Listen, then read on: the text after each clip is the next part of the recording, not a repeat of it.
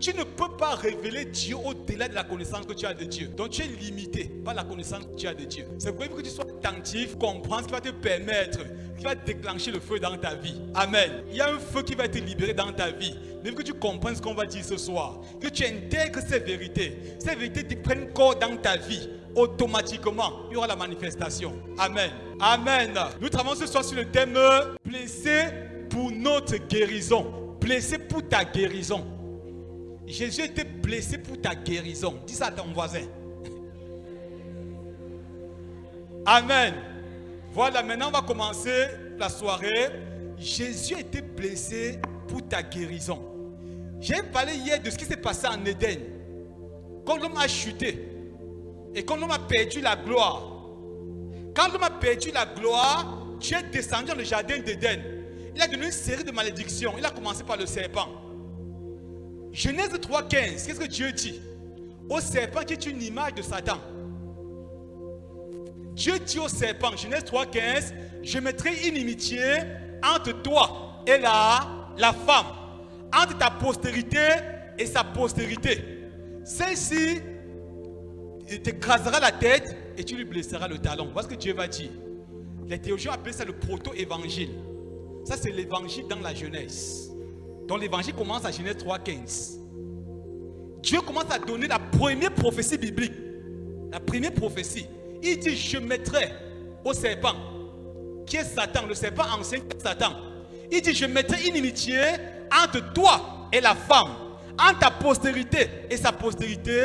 Celle-ci t'écrasera la tête et tu lui blesseras le talon. Dieu parlait au serpent.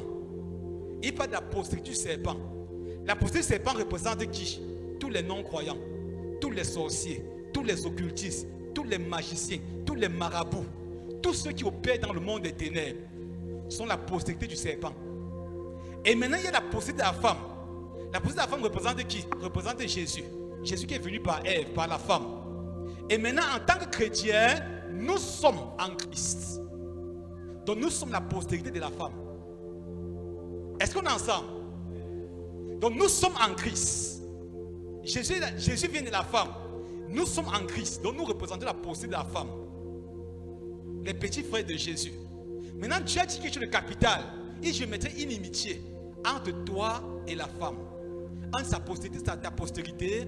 Celle-ci t'écrase la tête, tu lui blesseras le talon.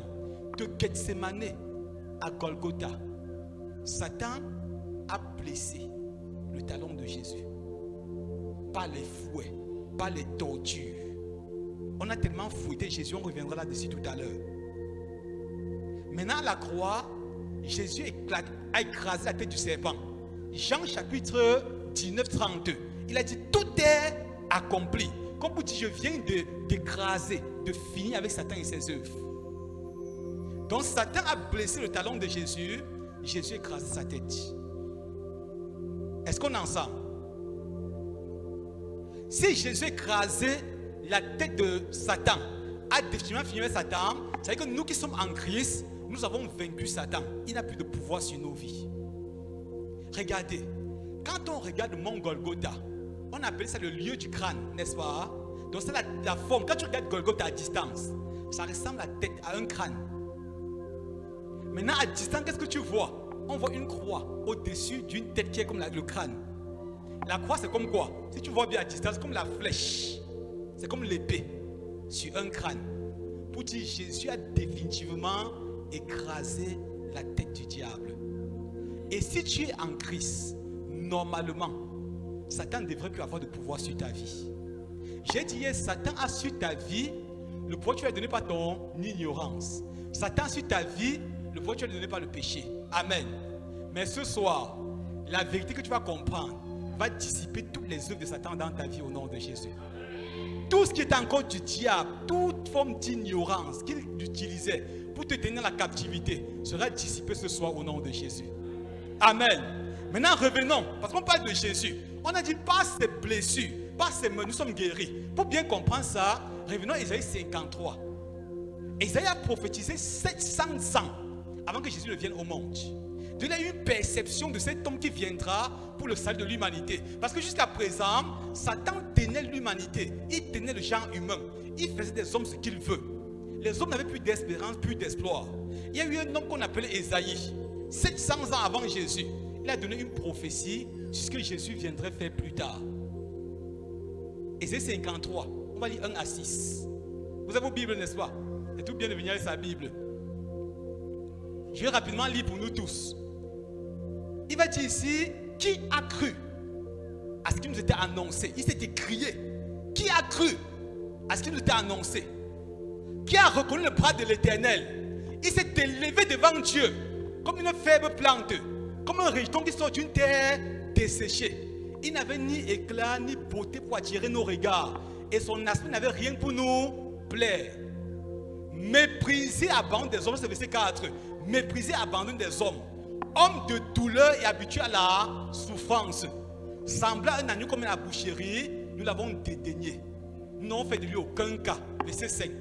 Cependant, ce sont nos souffrances qu'il a portées. C'est notre douleur qui s'est chargée. Et nous l'avons considéré comme puni, frappé de Dieu et humilié. Verset 6. Verset 5, autant pour moi. Mais il était blessé pour nos péchés, brisé. Verset 5, pour nos iniquités. Le châtiment qui nous donne la paix est tombé sur. Et c'est pas ses meurtrissures. Dans certaines versions, c'est pas ses blessures que nous sommes guéris. Amen. Maintenant, verset 6, on va finir par là. Et que nous étions tous comme des brebis errants. Chacun suivait sa propre voie. Donc chacun allait de son côté. L'Éternel a fait retomber sur lui, sur Jésus, l'iniquité de nous tous. Donc chacun de nous était dans son chemin, allait où il veut, n'importe où. Mais on dit que Dieu a fait tomber sur Jésus le péché, l'iniquité de nous tous. Amen.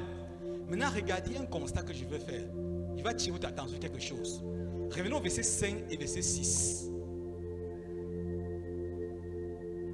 Verset 5 et 6. Verset 5 dit quoi? Cependant, ce sont nos souffrances qu'il a portées.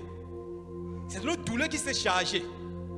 Il l'a conseillé comme puni, frappé Dieu, humilié, mais il était blessé pour nos péchés, brisé pour nos iniquités. Le châtiment qui nous donne la paix est tombé sur lui. Et ce n'est pas ces meurtrissures, ce qui m'intéresse. Verset 5. Et ce n'est pas ces meurtrissures que nous sommes guéris. Donc par les blessures de Jésus, nous sommes guéris. Maintenant on descend juste à côté, verset 6. J'espère qu'on est ensemble. Ça dans vos Bibles, n'est-ce pas? Verset 6 maintenant dit que nous étions tous errants, comme des brebis. Chacun suivait sa propre voie. Mais l'Éternel a fait retomber sur lui l'iniquité de nous tous. Première remarque que vous allez voir ce soir. Presque toute l'église, tous les chrétiens de la terre, toutes les dénominations chrétiennes croient au verset 6. Mais la plupart ne croient pas au verset 5. Tous les hommes croient que Jésus nous a apporté nos péchés à la croix. C'est vrai. Quand quelqu'un dit qu'il est chrétien, d'office il croit que Jésus a porté nos péchés, qui nous a sauvés à la croix. C'est ça. Toutes les églises croient en ça. Toutes les églises, tous les chrétiens, tous les hommes qui disent, qui confessent la Seigneur de Jésus-Christ, croient au verset 6. Il a porté nos péchés. Il nous a accordé le salut. Mais la plupart des chrétiens, la plupart des églises, la plupart des pasteurs ne croient pas au verset 5. Ce sont nos souffrances qu'il a portées. C'est notre douleur qui s'est chargée. Et par ces meurtrissures, ces blessures, nous sommes guéris. Si tu vas dans une église, tu peux te dire que Jésus a guéri. Non, arrête ça, arrête ça. Ça, c'est l'illumination. Ça, c'est des sectes. N'est-ce pas? Mais le verset dit clairement, nous sommes. Mais tu peux croire au verset 6 et tu ne crois pas au verset 5. C'est une contradiction. Qu'est-ce que Dieu veut nous révéler ici, là? Première chose que vous allez retenir ce soir. Le salut, ou bien la rédemption et la guérison sont les deux facettes de notre salut. Et ces deux facettes sont indissociables. Est-ce qu'on est ensemble? Le salut, donc le même Jésus qui te sauve est le même qui te guérit. Mais les gens aiment croire au salut parce qu'ils ne voient pas le salut, n'est-ce pas? Quand tu dis que oui, j'ai assez dans mon cœur, tu ne vois pas, tu crois. Mais on dit aussi qu'il peut te guérir. Je dis que non, guérir comment? Comment? Donc le salut, la rédemption et la guérison sont les deux facettes. Première vérité pour quelqu'un qui veut commencer à opérer à partir de ce soir. Tu vas comprendre que la guérison et le salut ou la rédemption sont indissociables. Le mot grec qui signifie soteria, soteria qui veut dire salut, veut aussi dire guérison, veut aussi dire délivrance, veut aussi dire faire sortir de la limitation, veut aussi dire prospérité. Tout ça, c'est la même chose. Maintenant, le mot sozo, en grec, le verbe sozo, qui veut dire salut, veut aussi dire guérison.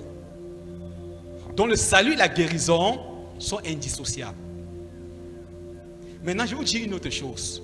Satan s'attaque toujours à tout ce qui est susceptible de bénir le chrétien sur la terre.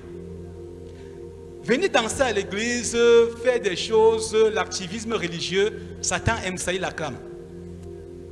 Multiplie les cultes, n'est-ce pas? Pour faire les mêmes choses, la même liturgie, routine habituelle, Satan acclame. Mais il s'attaque à tout ce qui est susceptible de bénir le croyant. Je vais citer 3 choses que j'ai constatées avec le temps. Que Satan s'attaque fortement pour que les chrétiens ne vivent pas l'épanouissement complet en Christ. Première chose, Satan s'attaque chaque fois quand on parle par exemple de la guérison. Quand je parle de guérison, n'est-ce pas, de la plupart des églises, comment on dit guérison? Ton pasteur croit que tu perds la tête. Ou bien c'est un leader religieux. Va croire que tu perds la tête. Mais depuis quand la guérison? Et même les pharisiens avaient ces conceptions-là. Deuxièmement, Satan veut que les chrétiens soient pauvres. C'est pourquoi chaque fois qu'on parle d'argent dans l'église, Satan va endurcir les cœurs des gens. S'il veut énerver quelqu'un ici, il commence à parler de la sémence. Il se fâche directement. Pourquoi? Parce que Dieu sait que le moyen par lequel tu seras béni financièrement, c'est la libéralité. Proverbe 11, 24 dit quoi?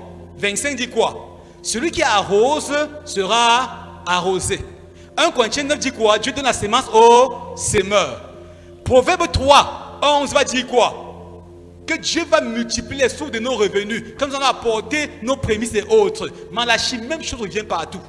Mais comme Satan veut te rendre pauvre, chaque fois qu'on parle de argent, il bloque ton cœur. Le principe pour être béni, c'est une parenthèse. Financièrement, n'est pas prier et jeûner. Le royaume de Dieu fonctionne sur des clés. Tu peux prier et jeûner et être pauvre. La clé de la prospérité, c'est la libéralité. Amen. C'est une parenthèse, je reviens. Troisième élément, c'est que Satan va fortement s'attaquer. Satan sait qu'en appliquant certains principes divins, certains mystères chrétiens, comme le parler en langue, tu seras un homme costaud, chargé. C'est pourquoi la plupart des chrétiens vont quitter la terre sans parler en langue. C'est vrai, hein? Paul va dire, 1 Corinthiens 14, verset 2, que celui qui parle en langue ne parle pas aux hommes, mais à Dieu. Mais c'est un esprit qui dit des mystères. Verset 3, celui qui parle en langue s'édifie lui-même. Le mot édifie, c'est oikodomeo, donc se construire, se bâtir, devient costaud, chargé. Satan, c'est ça. Celui qui va sur tes leaders religieux pour s'attaquer. Que tu parles de rablabla, que personne ne comprend comment. Il y a même les églises qui ne croient pas en ça. C'est vrai, hein? C'est pourquoi ils sont chétifs. Or, le petit des sorciers qui est entré dans l'occultisme, ça fait seulement quelques mois, jette dans les tonnerres, lance dans les sorts. Tu as l'église depuis des années. Tu ne peux rien faire. Satan sait que si tu comprends et tu commences à appliquer, à exercer ces choses-là, tu vas devenir un homme tellement chargé. C'est pourquoi il va susciter les religieux pour s'opposer. Il y a cité 3 choses, n'est-ce pas? Maintenant, il veut te rendre malade. Il sait qu'étant malade, tu ne peux pas glorifier Dieu. Il dit que non, laisse, on sera guéri un jour au ciel. Sur la terre, les prédicateurs pas de guérison là, sont dans l'illumination. Ils veulent t'égarer. Au ciel, il n'y aura plus de maladie. Mais sur la terre, ce n'est pas à nous, n'est-ce pas?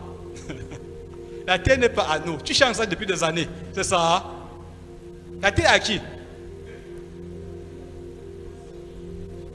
Maintenant, revenons dans notre test. Donc Dieu veut, j'ai dit que Dieu désire, Dieu hait la maladie, il désire que tu sois en bonne santé. 3 Jean 2, bien-aimé, je souhaite que tu prospères à tous égards et sois en bonne santé, comme prospère l'état de ton âme. L'une des choses que tu vas faire prospérer ton âme, c'est parler constamment en langue. C'est t'édifier. Amen. Amen. Maintenant revenons dans notre thème. J'ai dit que la rédemption et la guérison sont les deux facettes de notre rédemption. Ces deux facettes de notre salut, ces deux facettes sont indissociables, elles sont liées. On ne peut pas séparer le salut de la guérison, non. Non, les deux vont de pair, les deux sont liés. La guérison, deuxième chose que tu as retenu ce soir, est un fait déjà accompli. Esaïe a dit quoi? Et c'est pas ces meurtrissures que nous serons guéris, que nous serons guéris dans 100 ans. S'il a dit au ciel, que nous sommes, c'est à quel temps? Oh, Esaïe parlait au passé. Il parlait au passé. Au lieu de parler au futur, Esaïe avait 700 ans avant Jésus. Au lieu de parler au futur, mais il dit que nous sommes, c'est un fait déjà accompli. Maintenant, Pierre va revenir plus loin. 1 Pierre 2, 24. Il dit, c'est pas ces meurtrissures que vous avez été guéris. Pierre parle à quel moment? Après la mort de Jésus. Il dit, vous avez été guéris. Donc la guérison est un fait déjà accompli. Donc dans la pensée de Dieu, tu es déjà guéri. Si tu es malade, ce n'est pas le problème de Dieu. C'est que tu n'as pas saisi ce qu'il a à disposer. Amen. Maintenant, revenons encore dans le passage. Ésaïe 53. Dans l'Ancien Testament, dans l'Ancienne Alliance, quand les hommes péchaient, avec parce qu'ils n'honorent pas Dieu, il fallait apporter un agneau sans tache, sans défaut. Pour que l'agneau qui est sacrifié, son sang, couvre nos péchés. Pas nous sauve, mais couvre nos péchés. En attendant qu'un jour, l'agneau de Dieu vienne les ôter définitivement. Maintenant, qu'est-ce qui se passait? À cette époque, quand tu avais fait un péché, un truc bizarre, tu apportais seulement un agneau devant le sacrificateur. Mais la condition que pour apporter l'agneau, c'était quoi? Il faut que l'agneau soit robuste, qu'il soit bien portant, sans défaut corporel. Donc, je peux apporter l'agneau qui les yeux peut-être sont percés, non. Ou bien qui boite, un agneau qui boite, non. L'agneau devait être sans tache, sans défaut. Et quand on apportait l'agneau devant le sacrificateur, qu'est-ce qu'on faisait? On prenait soin de l'agneau pour qu'il ne soit pas blessé. Pour qu'il ne soit pas blessé. Et on amenait devant le sacrificateur, qu'est-ce que le pécheur faisait? Il mettait la main sur la tête de l'agneau. Comme pour dire ma faute, ma culpabilité. Ce qui me condamne devant Dieu désormais est dans l'agneau. Et on égorgeait l'agneau. Le sang de l'agneau couvrait les péchés du pécheur. Il s'en allait la tête haute. Parce que les péchés étaient couverts. N'est-ce pas? Maintenant, 1 Pierre 1,19 nous dit que Jésus est l'agneau de Dieu sans tache et sans défaut. Maintenant, l'agneau de Dieu vient sur la terre. Au lieu qu'on le prenne calmement, on l'arrête, on le protège, on l'amène à la croix, on l'égorge. Pour que son sang sauve l'humanité, on fait le contraire. Donc, contrairement à l'agneau de l'Ancien Testament, on a torturé Jésus. Est-ce qu'on est ensemble? Pour ceux qui sont devant, il y a beaucoup de distractions. Faites que l'ensemble s'asseye, pardon. Faites que ça s'asseye, pardon. Et contrairement à l'agneau de l'Ancien Testament, normalement, on devait amener Jésus. Parce qu'on dit que Jésus est l'image de l'agneau de l'Ancien Testament. Quand on amène l'agneau dans l'Ancien Testament, c'est une image symbolique et prophétique de Jésus qui viendra des années plus tard. Pardonner, effacer nos péchés. Maintenant, on attrape Jésus. Au lieu de l'amener calmement à l'autel, comme on amenait l'agneau de l'Ancien Testament, on commence à le fouetter, à le torturer, à le blesser. Et plus tard, on l'amène à l'autel de la croix et on le tue.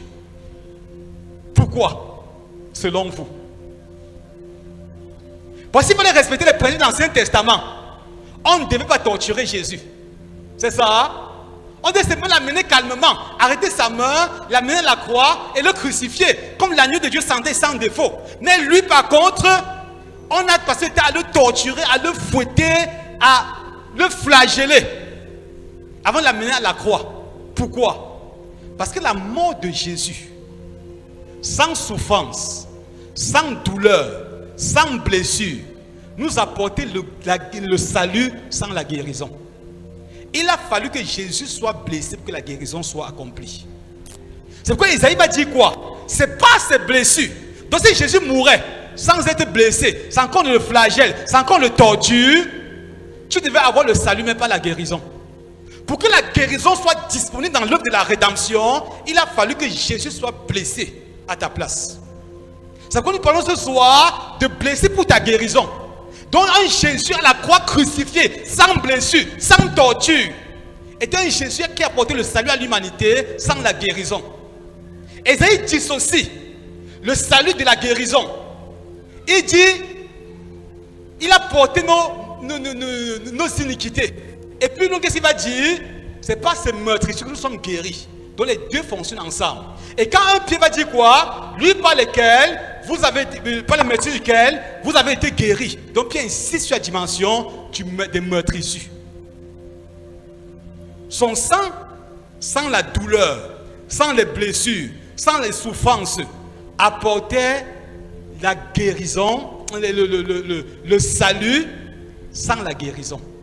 Il a fallu qu'il souffre également pour nous apporter la guérison. Amen. Est-ce qu'on est ensemble ce soir? Tu comprends bien ça? Maintenant, regardez. Le salut que Jésus donne à l'humanité, c'est un salut holistique.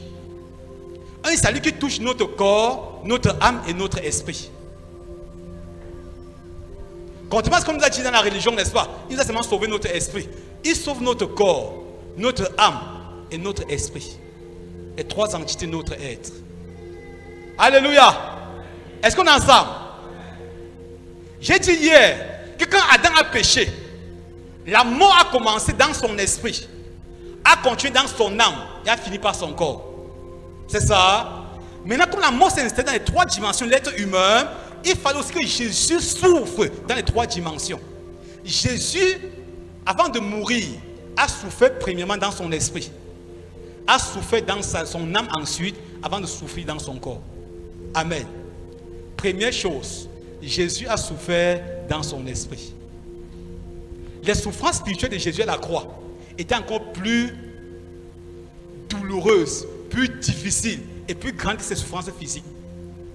On a montré Jésus de Nazareth, n'est-ce pas? Quand les gens voient, ils pleurent, parce qu'ils voient seulement les blessures. Mais spirituellement parlant, Jésus a encore plus souffert. Il a plus souffert sur le plan spirituel que sur le plan physique. Jésus n'a aucun homme sur la terre n'a jamais connu les souffrances que Jésus a connues dans son esprit. Lisez un peu Matthieu 27. Matthieu chapitre, je veux qu'on voit quelque chose. Matthieu chapitre 27, 46. Matthieu 27, 46 dit quoi? Vers la 9e heure. Je vais lire rapidement qu'on avance, hein, parce qu'il y a trop à dire. Si on va s'arrêter, lire chaque verset, peut-être on va durer, on va dormir ici. Vers la 9e heure, Matthieu 27, 46, il s'écria d'une voix forte, Élie, Élie, lama sabachthani, c'est-à-dire mon Dieu, pourquoi m'as-tu abandonné? Vous voyez le Fils de Dieu. Lui, pendant son séjour sur la terre, avait l'habitude de dire que le Père et moi, nous sommes un. Celui qui me voit a vu le Père. Donc le Père et Jésus étaient une personne. Mais pour la première fois dans sa vie, il a dit mon Dieu. Remarquez ceci. Dans tous les évangiles, Jésus n'a jamais appelé Dieu, Dieu. C'est la première fois que Jésus appelle Dieu, Dieu. Peut-être il y a un mélange. C'est ça? Donc c'est la première fois. Il fait tout de mon Père. Qui me voit a vu le Père. Lisez bien, c'est la première fois dans tous les évangiles où Jésus a prononcé le Dieu. Il dit mon Dieu, pas mon Père. Mon Dieu. Pourquoi m'as-tu abandonné? Deuxième chose à remarquer, à tenir ici là. Dans tous les évangiles, aucun homme dans l'Ancien Testament, dans le Nouveau Testament, jusqu'à la mort de Jésus, aucun homme n'avait jamais osé appeler Dieu son Père.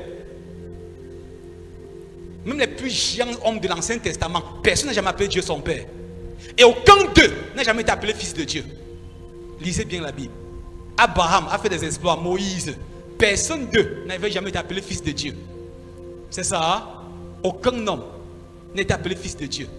Et personne d'eux n'a appelé Dieu Père. Ils disaient Dieu, Yahvé, ainsi de suite. Donc il a fallu que Jésus appelle Dieu. Dieu. Pour que ceux qui appelaient Dieu, Dieu, commencent à appeler Dieu Père. Ouh, il y a trop de mélange. C'est trop lourd. On se comprend? Donc pour la première fois, parce que nous ne pouvons pas appeler Dieu Père, aucun de nous. Dieu voulait former une race de fils. Mais pour que nous devenions des fils de Dieu, il a fallu que le Fils unique de Dieu soit séparé de Dieu pour former une race de fils. Désormais, nous pouvons nous approcher librement de Dieu et crier comme l'apôtre Paul dit, Abba Père. Dieu est devenu notre Père. Et désormais, nous sommes des fils en Dieu. Romains chapitre 8, 29 dit quoi? Afin que son fils premier-né, fût le premier d'entre plusieurs frères. Donc nous sommes des fils de Dieu désormais. Nous ne sommes plus des esclaves séparés de Dieu. Nous sommes des fils. Dans l'Ancien Testament, ils étaient des serviteurs. Maintenant, nous ne sommes plus des serviteurs, nous sommes des fils. Vous voyez la différence? Est-ce que vous voyez la différence? Dis à ton voisin, je suis un fils.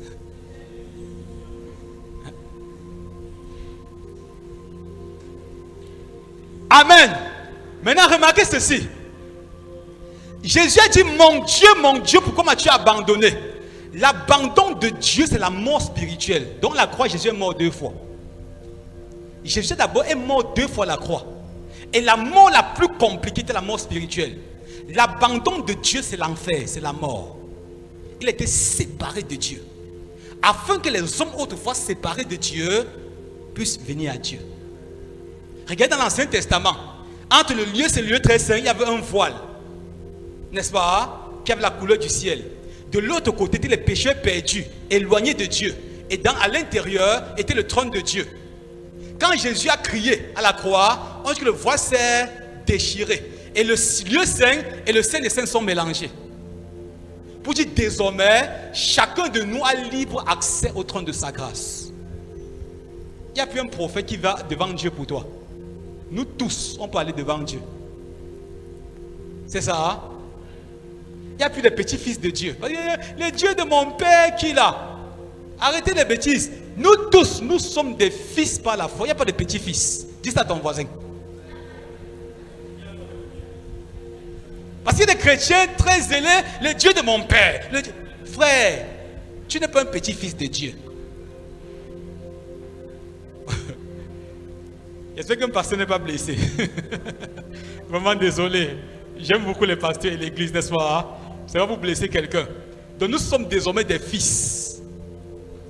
Donc parler à Dieu en passant par quelqu'un désormais est une hérésie.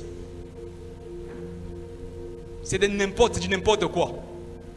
Il a fait de nous une race de fils. J'ai dit l'abandon de Dieu, c'est la mort spirituelle. Donc Jésus a connu la mort spirituelle. Il a été abandonné du Père, abandonné des hommes, abandonné de tout. Il est spirituellement mort. Et Colossiens 1,13 va dire quoi? Que par sa mort, il nous a réconciliés avec Dieu. Dieu était séparé pour nous rapprocher. Vous qui étiez autrefois éloignés par vos péchés et par l'excirconcision de votre chair, il vous a fait grâce de toutes vos offenses. Dieu nous a fait grâce de toutes nos offenses. Il est devenu péché pour que les hommes autrefois pécheurs deviennent justice de Dieu. Donc tu es la justice de Dieu. De riche qu'il était, il s'est fait pauvre. Afin que par sa pauvreté, tu sois enrichi. Donc Jésus a connu la pauvreté pour que tu sois enrichi sur tous les plans. Matériellement, physiquement, spirituellement, tu es riche au nom de Jésus. Donc Jésus était séparé. Est-ce que tu vois ça? Les implications. Et maintenant, qu'est-ce qui s'est passé? Dans le monde spirituel, je vous ai dit hier, quand Adam a péché, Adam était le roi du monde, le seigneur de la terre, le Dieu de ce siècle. Quand Adam a péché, il a donné les clés de la domination à qui? À Satan. Et 2 Corinthiens 4 va dire quoi? Satan est devenu le prince de ce siècle, le Dieu de ce monde. Qu'est-ce que Jésus a fait? Il est parti en enfer. Apocalypse 1,18. Quand Jésus mourait, les agents de Satan acclamaient, les hommes acclamaient. Il a dit qu'il va se sauver, sauver l'humanité. Il a dit que c'est lui le sauveur. Le voilà qui meurt comme un brigand, au milieu des 2 brigands. Comme pour dire lui-même devenait un brigand. Donc humainement parlant, Jésus avait échoué. Parce que la mort par crucifixion était la mort la plus ignominieuse chez les Romains. C'est une mort de défaite, une mort de honte, la mort la plus basse. Donc physiquement parlant, comme on voit humainement parlant, Jésus avait échoué.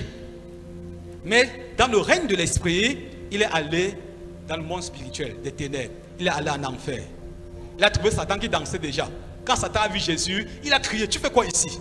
Jésus a tendu la main, donne-moi les clés. Et donne-moi les clés. Il a pris les clés, n'est-ce pas? Il a pris les clés de la domination. Et Colossiens chapitre 2, 14-15 va dire quoi? Il a effacé l'acte dont les ordonnances nous condamnaient. Donc tu étais condamné, ton grand-père te condamnait. Les sacrifices que tes aïeux ont fait, tout ce qu'on a fait, les hôtels démoniaques familiales, il y avait les liens spirituels, des blocages héréditaires. On dit il a effacé. Il a effacé. Et qui condamne cet enfant-ci? Il a pris l'effacé. Les gens t'avaient écrit, l'enfant s'il ne va pas réussir, rien de bon ne viendra de sa famille, personne chez eux ne peut réussir. Il a pris, il a effacé. Mais il ne s'est pas arrêté là. Il a arrêté Satan. Verset 15. On dit il a dépouillé les dominations et les autorités. Il a pris Satan et toute son armée, les a attachés. On dit il les a livrés publiquement, en spectacle, en triomphant d'elle par la croix. Ça veut dire quoi concrètement? Donc dans le monde spirituel des ténèbres, Jésus a attaché Satan, le responsable de tous tes problèmes, de tes maladies, de tes défaites, de tes échecs. Il a lié. Il a défilé avec lui dans le monde spirituel des ténèbres. Il a défilé. Quand les archanges, les chérubins, les séraphins voyaient ça, ils acclamaient. Satan était comme une poule mouillée. Et on le huait. Quand Paul a écrit ce Colossiens chapitre 2, il a pris l'image du festin romain, la fête du triomphe romain. Quand les Romains allaient en guerre, qu'est-ce qu'ils faisaient? Quand ils parvenaient à vaincre leurs ennemis, ils ne tuaient pas les chefs. Ils ne tuaient pas les généraux de l'armée. On les arrêtait. On tuait tous les autres.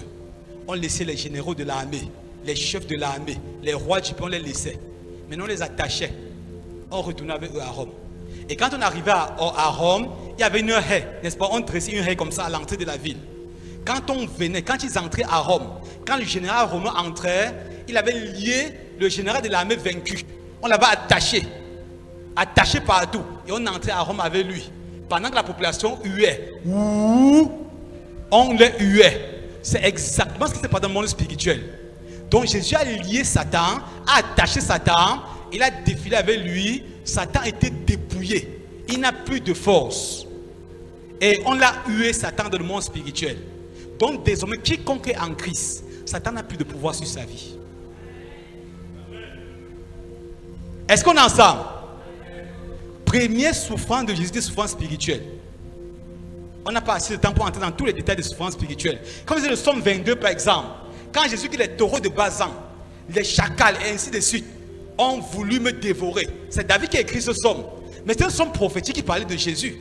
Donc dans le monde spirituel, il y a une bataille dans le monde des ténèbres. Une bataille pour ta libération.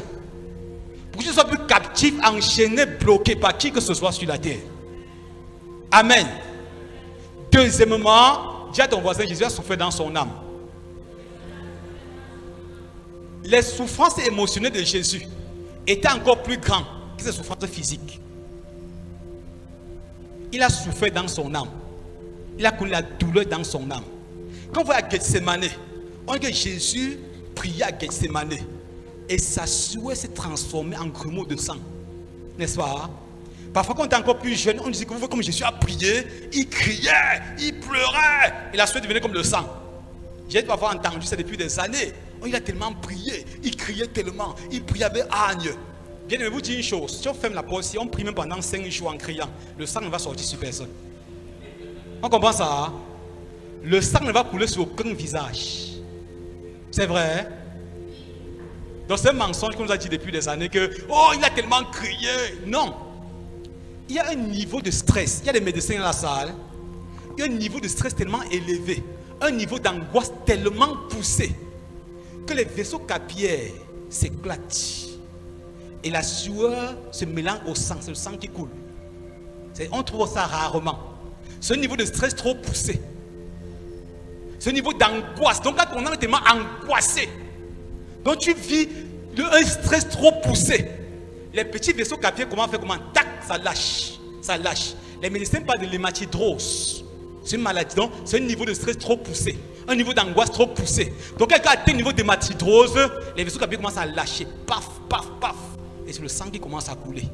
Donc c'est Jésus, c'était son âme qui souffrait. Il était tellement angoissé. Il voyait la croix, la coupe amère qu'il devait boire pour l'humanité. Son âme était angoissée. Il était tellement stressé qu'il a commencé à perdre le sang par le visage. Amen. Maintenant, les psychologues démontrent qu'il y a 5 sources de blessures émotionnelles. Donc, tous ceux qui souffrent de blessures émotionnelles, il y a 5 sources de blessures émotionnelles. De Gethsemane à Golgotha, Jésus a connu les 5 sources. Pourquoi les 5 sources? Pour te guérir de toute forme de blessure émotionnelle. Des gens qui sont venus ce soir, ils sont toujours amers parce que je suis amer, tu sais pas ce que j'ai vécu. Jésus aussi était amer, a connu toutes ces choses pour que tu ne sois plus amer.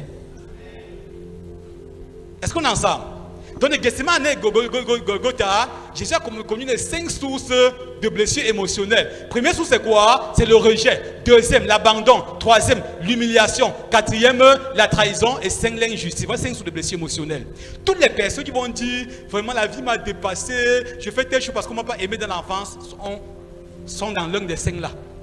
Soit ils ont connu le rejet, l'abandon, l'injustice, la trahison, l'humiliation. Voilà les 5 sources de blessures émotionnelles. Voilà, c'était un homme qui marche, il parle seul, n'est-ce pas? Le monde est méchant. Il parle seul.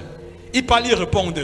C'est l'une des sources là. Soit c'est le rejet, soit c'est la trahison. Il y a des femmes qui parlent des hommes. Les hommes, jamais. Ça rentre dans les 5 là. La trahison. C'est la trahison qui fait ça. Il y a des jeunes maintenant, là, vous voyez un homme qui a 45 ans. Il est au collège. Il cherche les petites filles de 18 ans. Ah bon, non, c'est parce qu'il n'a pas connu sa mère. Qu'est-ce qu'il a connu dans l'enfance? Il a connu le rejet. Et mais il se console dans les petites filles. Et Jésus a aussi connu le rejet pour qu'il ne soit plus, qu'il ne vive cette vie minable là. Amen. Donc Jésus a connu les 5 sources de blessures. Il a connu le rejet. Jésus était rejeté.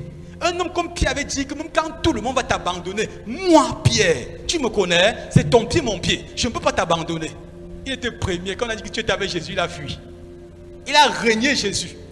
Thomas, Jésus regarde, Thomas a fui. Jean a fui. Tout le monde. Il a connu le rejet. C'est ça. Hein? Il a connu l'abandon. Il était abandonné de tous. Ésaïe 53 dit mépriser, abandonner des hommes. Il se tourne vers la nature. La nature que nous ne voulons pas ça. Quand Jésus est mort, même les pieds s'éclataient. Les montagnes se fendaient. Mais les montagnes que nous ne sommes pas avec toi. Il regarde la nature au jour. Le jour se transforme en nuit. Entre la 6e et la 9e heure, il y a une obscurité qui a envahi la terre. Donc la nature a dit à Jésus que nous ne sommes pas avec toi. Tu es seul dans ton combat. Donc la nuit est venue en plein jour. De tous les côtés, il était abandonné. C'est ça. Hein? La trahison. Il était trahi. Les hommes qui ont dit à Jésus, Hosanna au fils de David, béni soit celui qui vit au nom du Seigneur. On dit plus tard, crucifier Jésus et libérer Barnabas, un grand bandit. Un homme qui avait éventré les femmes, avait commis des séditions et autres. On a dit, libérer Barabbas et crucifier Jésus. On appelle ça quoi? La trahison. Pourquoi il souffrait toutes ces choses? Pour que toutes ces choses n'aient plus d'effet sur ta vie. Donc quelqu'un qui est venu ce soir blessé, je ne sais pas par quoi tu passes, pourquoi tu es tellement amer, en colère. Jésus a connu toutes ces choses pour que ta guérison émotionnelle soit désormais disponible dans l'œuvre de la croix.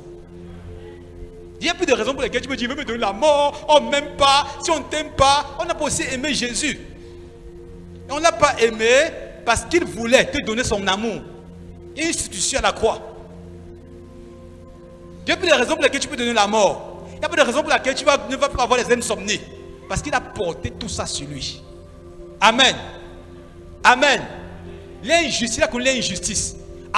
Il avait 3 tribunaux partout, le gars était injuste. Il va au tribunal de Ponce Pilate, le gars est injuste. Il va au prétoire romain, les gars sont injustes. Tous les tribunaux, injustice. Les gars savent que non, c'est pas normal. Moi, je dis quand même que tu vas aller à la croix. Pour qu'aucune injustice dans ce monde n'arrache ta joie. Jean 16, 33, il dit, vous aurez des tribulations dans le monde. prenez courage, j'ai vaincu le monde. Il a vaincu le monde par quoi? Par vivant en vivant tout ça. Il a vaincu le monde. Et s'il a vaincu le monde, et aussi vrai que tu es en lui, tu es vainqueur de tout ce que le monde met devant toi. Tu n'as pas bien compris ça? Amen. Enfin, Jésus a souffert dans son corps. Je ne vais pas entrer dans tous les détails, mais quoi comme on comprend l'essentiel. Troisièmement, Jésus a souffert dans son corps. Amen. Il a connu la souffrance dans son corps. Quand on voit les films Jésus de Nazareth, on peut un peu imaginer ce que Jésus a vécu. Il a souffert dans son corps pour te guérir de toutes les maladies. Il a souffert dans son esprit pour te guérir des maladies spirituelles. Donc, quoi quelqu'un ait ce soir épilepsie, possession démoniaque, Jésus a souffert dans son corps pour te libérer de tous les problèmes spirituels. Donc, peu importe l'envoûtement sur lequel tu es, ce soir il va te libérer. C'est pourquoi il a souffert dans son esprit. Il a souffert dans son âme pour te guérir de toutes les blessures émotionnelles. Tu souffres du rejet, de l'abandon, je ne sais pas trop. Il a souffert pour te libérer ce soir. Et enfin, il a souffert dans son corps pour apporter à ta vie la guérison physique. Ce n'est pas ces blessures que nous sommes guéris. Pas sauvés, guéris. Est-ce que le rythme est bon? Maintenant, de Gethsemane à Golgotha, le sang de Jésus a coulé à 7 reprises. À 7 reprises, le sang de Jésus a coulé. Et les 7 reprises, c'est pour gérer tous les problèmes que tu as dans ton corps. Je sais que me dit après la sortie d'ici que parce qu'il y a encore le cancer. Et que non, tu n'as pas bien compris ce que je disais. Pourquoi on prend le temps d'enseigner avant de prier? Ne pas trop prier. Vous voyez, on n'a pas trop crié, non, déjà fait. Quand il y a des vérités, tu commences à comprendre certaines vérités. Et quand l'onction de Dieu est en action, automatiquement, tu n'as pas le choix, tu seras libéré. C'est quand tu rejettes la vérité qu'on ne peut rien faire pour toi.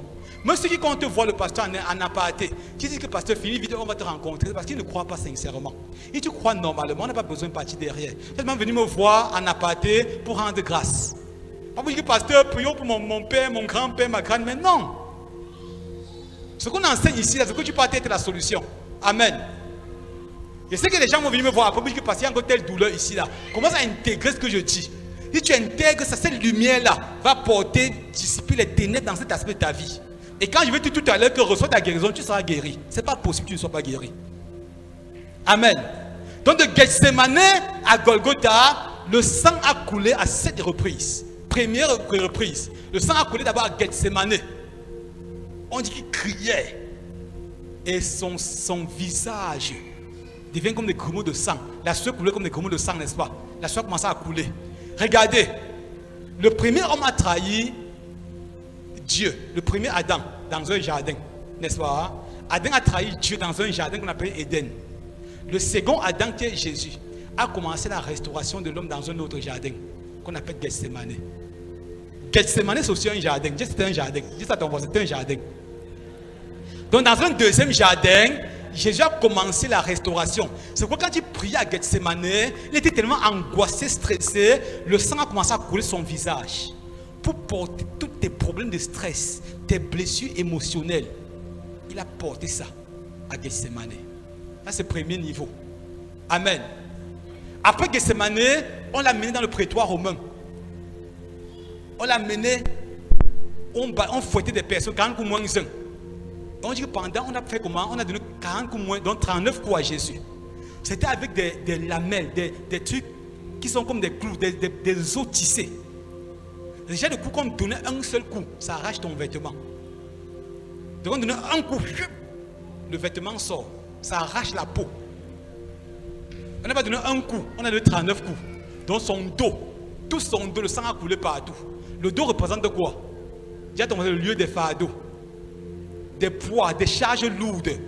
Donc sur le corps, le dos représente le lieu des fardeaux. Donc Jésus a porté, quand le fouettait sur son dos, le sang coulait sur son dos pour régler tous tes fardeaux.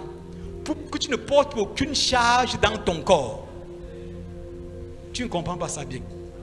Tu ne peux pas être trop silencieux comme ça. Ou tu ne crois pas en ça. Donc il a souffert dans son dos. Donc le sang a coulé au niveau du dos de Jésus pour porter les fardeaux, pour porter nos douleurs, nos fardeaux et autres. Troisièmement, le sang a coulé au niveau de la barbe de Jésus.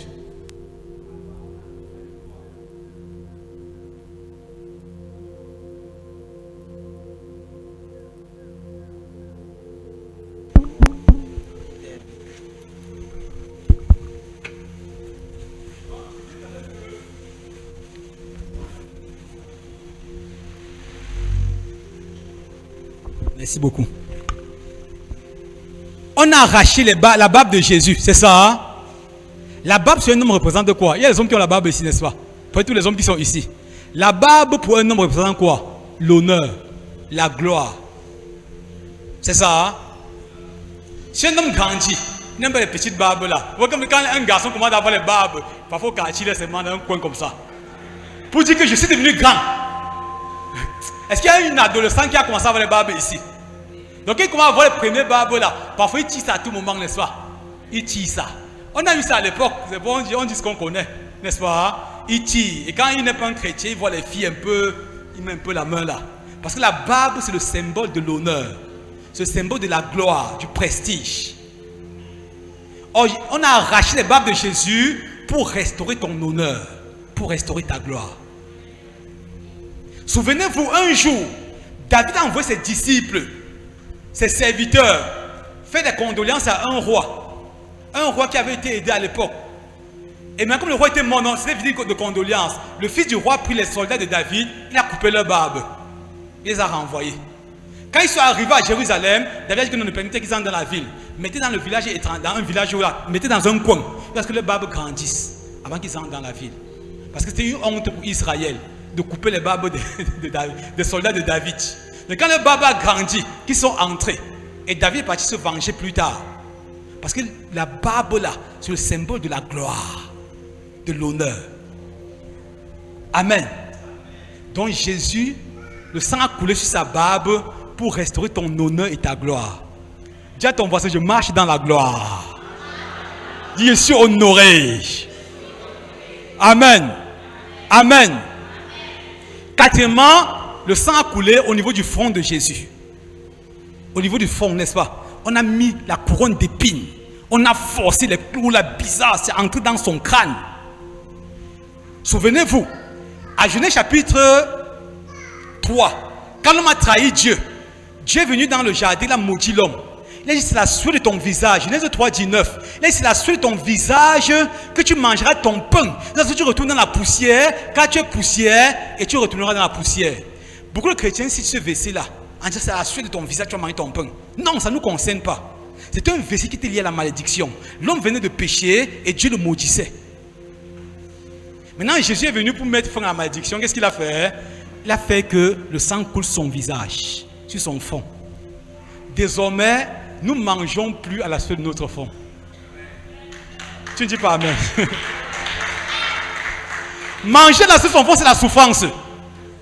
On comprend ça? Nous mangeons le pain, nous mangeons le pain de douleur, nous sommes bénis. Donc nous sommes appelés à travailler. Mais notre pain n'est plus le pain de souffrance, de difficulté. Vous voyez que Dieu avait maudit la terre. La terre produit des roses et des épines. C'est la suite de ton visage que tu mangeras le pain. Maintenant en Christ, parce que le sang de Jésus a coulé sur le front, je mange mon pain dans le repos. Dans la paix, dans la quiétude. Tu manges le pain, c'est plus pas de souffrance. Oh, j'ai trop souffert. Non! Tu touches, tu manges sur ton ordinateur, tu manges le pain sans souffrir. Je ne suis pas d'accord avec ça. Ephésiens 1:3 dit quoi? Il nous a bénis de toutes sortes de bénédictions spirituelles dans les lieux célestes. Donc nous sommes bénis de toutes sortes de bénédictions. 2 Corinthiens 8:9 dit quoi? De riche qu'il était, il s'est fait pauvre, afin que nous fussions enrichis. Donc si tu cites encore c'est la suite de ton visage que tu as mangé ton pain là, c'est que tu es encore dans la malédiction. Nous ne mangeons plus. Là-bas, Dieu ne s'adresse pas aux chrétiens, à la nouvelle création. Il s'adressait à un homme qui vient de pécher, de transgresser le commandement de Dieu et qui était sous la malédiction. Jésus, non pour porter la malédiction, a laissé que le sang coule sur son visage. Pour dire que désormais, tu vas manger ton pain dans le repos. Amen. Donc après cette conférence-là, il y a quelqu'un qui va voir ses entreprises prospérer. Ça n'a plus trop de souffrance. Amen. Tu vas être béni et avancé. Quand il dit, tu vas témoigner plus tard. Parce que tu as compris cette vérité, c'est qu'il commence à agir dans ta vie. Amen. Amen. Cinquièmement, le sang a coulé sur les mains de Jésus, n'a coulé ses deux mains. N'a coulé les deux mains, n'est-ce pas? Le sang a coulé. Le sang coulé sur les mains, pourquoi? Pour la restauration des œuvres de nos mains. Donc, on travaillait dans la souffrance, les choses ne marchaient plus, on était sous la malédiction. Par son œuvre à la croix, Jésus a restauré l'œuvre de nos mains. Il a restauré. Pour quand tu fais un commerce, que le commerce marche. Quand tu touches, peut-être tu es un agriculteur. Quand tu sèmes, ta main est bénie. Quand tu sèmes, automatiquement ça va grandir. La prospérité, le bonheur et la grâce t'accompagnent. Parce que l'œuvre de tes mains a été restaurée. Donc tout ce qui dit depuis, Seigneur pasteur, rien ne marche dans ma vie, je sais tout ça ne marche pas, commence à dire aux démons, je ne sais pas trop, que Jésus a restauré l'œuvre de mes mains. Quand tu commences à prier, tu lèves tes mains, tu dis Seigneur, tu as restauré l'œuvre de mes mains par tes mains percées à la croix. Donc tout ce que j'entreprends réussit. Dans le sens que tout ce qu'il fait lui réussit. Donc tout ce que toi tu fais te réussit. Amen. Sixièmement, les deux pieds de Jésus ont été percés. On a mis ces deux pieds, on a percé, n'est-ce pas? Pour restaurer ta marche quotidienne. Tu n'as pas bien compris. Ces pieds ont été percés pour restaurer ta marche quotidienne. Donc tu ne vas plus n'importe où. Partout où tu vas, le lieu est béni. Tout lieu où la plante de ton pied foule le sol, tu le prends en possession. Tu marches avec la bénédiction, tu communiques la bénédiction. Partout où on t'accueille, ta paix demeure dans ce lieu-là. C'est pourquoi Jésus a dit aux disciples, si dans une maison on vous accueille, vous laissez votre paix. Pourquoi? Parce que vous êtes bénis. Et si dans une villa on ne vous accueille pas, c'est quoi la poussière de votre pied? Parce que désormais, les œuvres de vos pieds sont restaurées. Votre marche quotidienne est restaurée. Tu ne prends plus tes pieds pour aller en boîte de nuit, par exemple. Parce qu'il a restauré ta marche. Eh bien aimé, tu ne prends plus tes pieds pour partir, faire un calcul, aller dans l'hôtel avec une femme qui n'est pas ta femme. Non. Tes pieds sont restaurés. Donc ta vie quotidienne est restaurée. Tu ne comprends pas ça bien. Il y a quelqu'un qui ne va pas dire amen à ceci là. Donc tes pieds sont dans des endroits bizarres. C'est que tu es en train de contredire l'œuvre de Jésus. Il a restauré l'œuvre de tes pieds. Il a restauré ton chemin. Donc tu marches, le sentier des hommes justes est béni. Tu marches dans la bénédiction. Qui sont beaux, les pieds ceux qui annoncent l'évangile. Donc ta vie est une évangile. Ta vie même sans parole, c'est l'évangile. Paul a dit que nous sommes une lettre écrite. Donc ta vie, c'est l'évangile ouverte. Et partout tu es l'incarnation de l'évangile.